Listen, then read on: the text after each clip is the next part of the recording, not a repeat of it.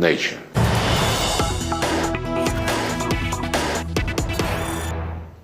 And that's Russia's Foreign Minister Sergey Lavrov in an exclusive to India Today. Further speaks on Bucha massacre, saying it was entirely orchestrated by Ukraine. In fact, he further goes on to speak on Lavrov. Lavrov there speaks further on Azov battalion. He says, and I quote, Zelensky can't defend Azov troops. Azov groomed by Ukraine in the last 8 years. These are the words of Sergey Lavrov. He speaks to India Today's Geeta Mohan in an exclusive coming first from Russia, only right here on India Today. Let's take a quick listen on Lavrov's quote on Azov battalion, accusing Ukraine of training the troop for 8 years. Going back to the investigations, you're saying that the Azov battalion, and absolutely shameful, yes, they should be investigated. They are not, they are neo-Nazis, and they should not have been incorporated and integrated into any military regime in any country. But will you introspect and look at your own people as well? Is there any, instead of denying and rejecting claims, will there be an investigation against your own people? If they have done wrong, will they be held accountable? We have our law which prohibits the military to do anything which is not allowed under international humanitarian law. Any violations are absolutely registered and investigated. And I will on Azov, it's interesting you mentioned it, because Azov was listed in the United States, I think, in 2014 or 2015, as a group which cannot be supported, which cannot legitimately operate, and it was prohibited by Congress to provide any assistance to this battalion.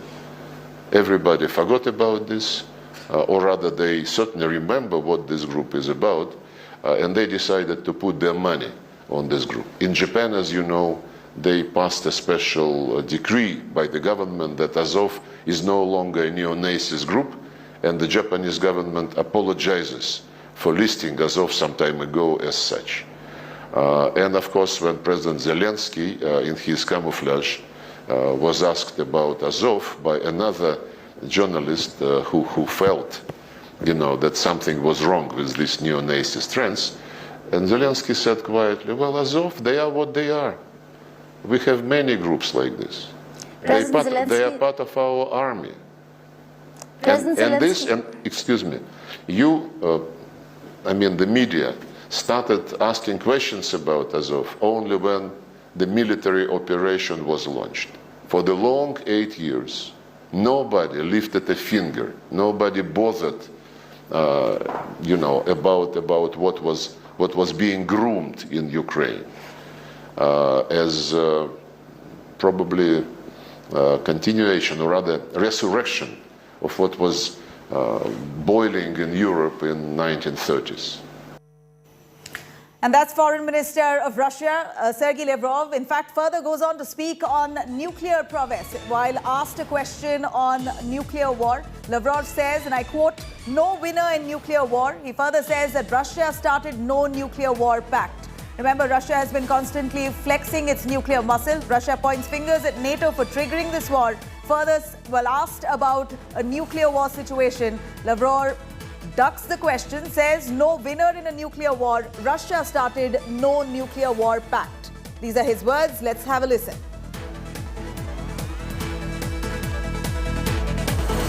Tactical nuclear weapons. Will Russia ever use them, deploy them? Zelensky, we never mentioned about this.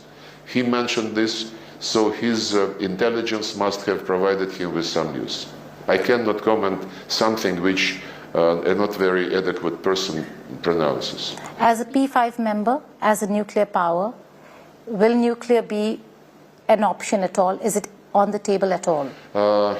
When the Soviet Union and the United States in 1987, Gorbachev and Reagan decided that they have special responsibility for peace on this planet, they signed a solemn declaration that there could be no winners in a nuclear war, and therefore nuclear war must never be launched.